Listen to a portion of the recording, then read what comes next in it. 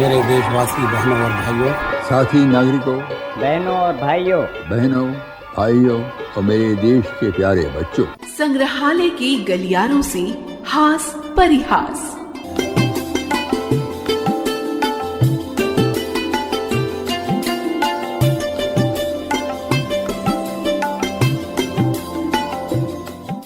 नमस्कार दोस्तों, कैसे हैं आप सब? आप हमारा प्रोग्राम तो नियमित रूप से सुन रहे हैं ना? अरे नहीं, ये क्या बात हुई? हम इतनी मेहनत से आपके लिए कार्यक्रम तैयार करके लाते हैं और आप सुनेंगे नहीं तो हमें आगे प्रेरणा कैसे मिलेगी? समझते ही नहीं आप, कमाल है। अरे सुनिए दोस्तों, कहीं आपके मन में ये तो ख्याल नहीं आ रहा ना कि हम आपसे झगड़ा कर रहे हैं? अरे नहीं जनाब, ये तो स्नेह और अधिकार की भावना है कि हम रार मनोहार का भास देकर अपने संबंधों की कड़ी को और मजबूत कर रहे हैं। पर इन लेखक महोदय को कौन समझाए जो लिखते हैं झगड़ालू पत्नी। अरे भाई, पत्नी जी को झगड़ालू कहेंगे तो वो झगड़ा ही तो करेंगी। हुजूर तनिक उनके चश्मे से भी तो देखिए, ये तो उनका प्यार जताने का ढंग है। अब आप ही बताइए, वो भी औरों की तरह प्यार का इजहार करेंगी तो पता कैसे चलेगा कि वो पत्नी है? ये तो उनका जन्म सिद्ध अधिकार है। समझते ही नहीं आप लोग। अच्छा ये बताइए, जब आप कहीं बाहर जाते हैं, मतलब ट्रेन, प्लेन, होटल, समारोह, तो लोग आपको जब आपस में बात करता देखते हैं, झट से पहचान जाते हैं कि आप पति पत्नी हैं। एक तो वो चीजें आसान करती हैं आपके लिए, और आप है कि समझते ही नहीं है। ऐसे ही थोड़ी ना उन्हें बेटर हाफ कहा जाता है। झगड़ालू पत्नी। लीजिए सुनिए। जी सुनिए, क्या आपकी पत्नी भी झगड़ालू है? मैं सहज ही अनुमान लगा सकता हूं कि आप स्वीकृति में परमात्मी चेहरा बनाकर अपना सिर हिला रहे होंगे। अब बस बस बस, अब आगे कुछ मत कहिए। मैं आपको गुमराह नहीं करना चाहता, इसलिए मैं सबसे पहले आपको यह स्पष्ट कर देना चाहता हूं कि मैं झगड़ालू पत्नी के हक में हूं। वैसे होंगे तो आप भी, पर आप मेरी तरह बेबाकी से इस बात को स्वीकार नहीं करेंगे। भाई, झगड़ा करना पत्नी का विशेषाधिकार है, तो उसकी उम्र या शक्ल का इससे कोई वास्ता नहीं। यदि मनुष्य सच्चाई से स्वीकार करे तो ये उसका अहोभाग्य है कि उसकी पत्नी झगड़ालू है। इससे उसको महत्व मिलता है। शुरू में तो हो सकता है कि पत्नी का झगड़ा करना उसे कुछ अखरे, पर बाद में झगड़ा ना होने पर कुछ अटपटा सा लगता है। अरे वैसे ही जैसे एक कैदी को 30 साल तक जेल में हथकड़ियां पहनने के बाद मुक्ति मिलने पर सूने सूने हाथ देखकर लगता है। झगड़ना यानी बात बात पर किसी काम में त्रुटियां निकालना एक प्राचीन कला है। यह उतनी ही पुरानी है जितनी हव्वा। झगड़ा करने में वो भी काफी निपुण बताई जाती हैं। अब उसको झगड़ा करने की कला किसने सिखाई होगी? उसकी ये कला प्रकृति की देन थी, जैसी कि बाद में उसकी बेटियों को भी मिली।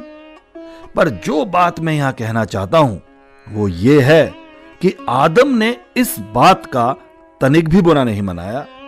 वो कि शुरू शुरू में उसे कुछ अटपटा सा जरूर लगा होगा, लेकिन मेरा अनुमान है कि बुढ़ापे में जाकर तो वो हव्वा के झगड़ालू स्वभाव के मजे लेने लगा होगा। वैसे अगर इंग्लैंड की किंवदंतियों का विश्वास किया जाए तो प्रसिद्ध नाटककार शेक्सपियर साहब के बारे में कहा जाता है कि वो भी अपनी बीवी के गुलाम थे। 18 वर्ष की आयु में वो अपने से 8 साल बड़ी एन हैथवे से मिले और आनन फानन में उन्होंने शादी भी कर ली। नाटककार महोदय के यार दोस्तों को माजरा समझ में न आया कि फटाफट शादी करने की क्या वजह है, पर शेक्सपियर और उनकी पत्नी को सब पता था। उनकी पहली लड़की शादी के ठीक 6 महीने बाद पैदा हुई थी। हालांकि 2 साल बाद वो अकेले लंदन चले गए। कुछ का कहना है कि ऐसा उन्होंने इसलिए किया कि वो अपनी झगड़ालू पत्नी को और अधिक बर्दाश्त नहीं कर सकते। हालांकि बाद में उन्होंने अपनी पत्नी की तारीफ में भी कुछ कुछ पद लिखे हैं। परंतु सभी लेखकों ने झगड़ालू पत्नी के प्रति सौहार्द का भाव नहीं दर्शाया है। ऑस्कर वाइल्ड ने एक बार एक धनी व्यापारी और बीवी के गुलाम को मृत्युशैया पर लेटे समय यह कहकर संबोधित किया कि वो मृत्यु और अपनी पत्नी के बीच भटक रहा था। ये तो पत्नी के साथ सरासर ज्यादती है, क्यों नहीं? शादी से पहले तक मैं अपने विद्यार्थियों को तरह तरह के तर्कों के बारे में पढ़ाया करता था, पर यह तो शादी के बाद ही मालूम पड़ा कि औरताना तर्क भी कुछ होता है। अब इस तर्क का तर्क से दूर का कोई रिश्ता नहीं होता। आम औरत ये मानकर चलती है कि चूंकि वो किसी बात को सच या सही मानती है तो वो सच या सही होना ही चाहिए। क्या उसका मानना ही काफी नहीं है? तर्कशील नारी एक शाकाहारी शेर की तरह है जो होता ही नहीं है। अगर आप एक अक्लमंद पति हैं तो आप कभी भी अपनी पत्नी को यह नहीं कहेंगे कि वो गैर वाजिब बात कर रही है या कि वो कोई गलत काम कर रही है। भाई, ऐसा करना मधुमक्खी के छत्ते में हाथ लगाने के समान होगा। बड़ी उम्र की छात्राओं के साथ व्यवहार करते समय मैंने एक बात सीखी है, वो ये कि आपको सबके प्रति बिल्कुल निष्पक्ष रहना होगा। मैं अपने विभाग के युवा अध्यापकों को सदा ही कहा करता हूं कि अगर तुम कुछ समझाने के लिए किसी सुंदर दिखने वाली लड़की के पास 10 मिनट खड़े होते हो तो उसके पास बैठी घरेलू टाइप लड़की के पास कम से कम 12 मिनट तो जरूर रुको। हालांकि ऐसा करना तुम्हें अच्छा ना लगे, पर यह तुम्हारे ही हक में होगा और आगे चलकर तुम्हें इसका लाभ मिलेगा। किसी आदमी से पूछिए, भाई ये सूट आपने कहां से खरीदा? तो वो बेझिझक छट से कहेगा, सुपर बाजार से। क्यों, आपको पसंद आया? पर अगर आप यही सवाल किसी स्त्री से करें कि ये ड्रेस कहां से सिलवाया, तो वो तड़ाक से पूछेगी, क्यों, कुछ खराबी है क्या? फिर आपको या तो उसकी बात को अनसुनी कर देना होगा या अपनी सफाई में एक लंबा सा भाषण देना होगा।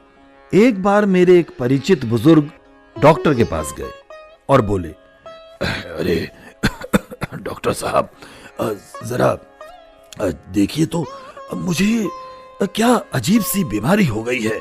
मेरी पत्नी आधा आधा एक एक घंटे तक लगातार बोलती रहती है और मेरे पल्ले एक भी शब्द नहीं पड़ता।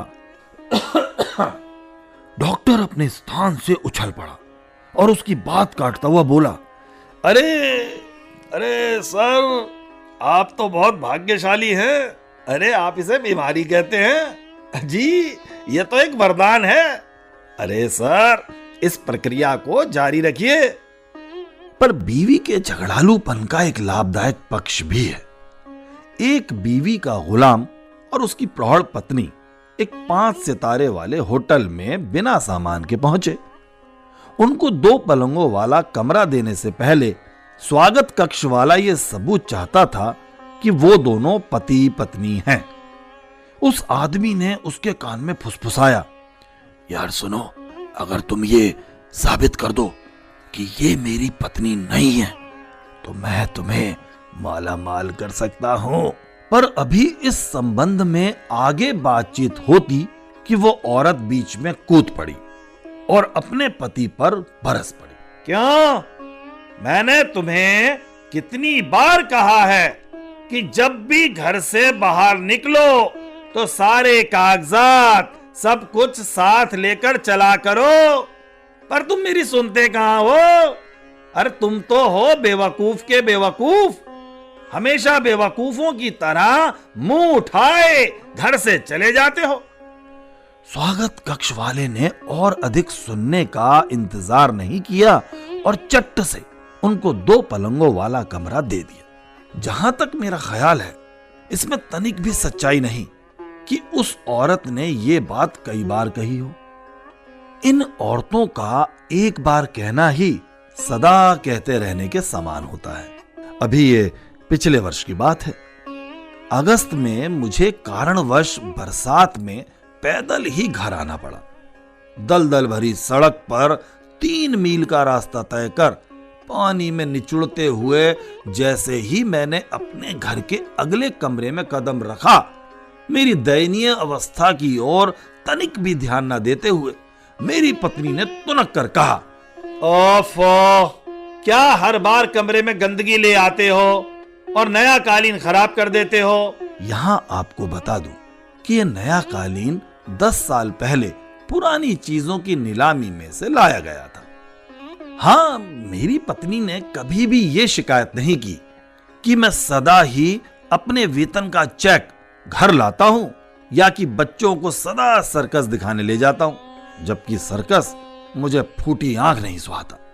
एक कवि ने कहा, हे मेरे देश, तेरी सारी बुराइयों के बावजूद मैं तुझे प्यार करता हूं। मेरा ख्याल है कि झगड़ालू पत्नी के साथ भी यही बात है।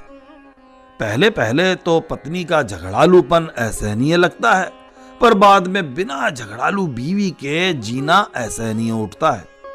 तलाक लेने वाले का यह ख्याल बिल्कुल गलत है कि वो तलाक लेकर सुखी हो जाएगा। जल्दी ही उसे पता चल जाएगा कि उसने कितनी बड़ी गलती की है। अजी, आप भाग्यवान हैं कि आपकी शादी हो गई है। चाहे आपकी पत्नी झगड़ालू ही हो, पर आप प्रसन्न बने रहिए।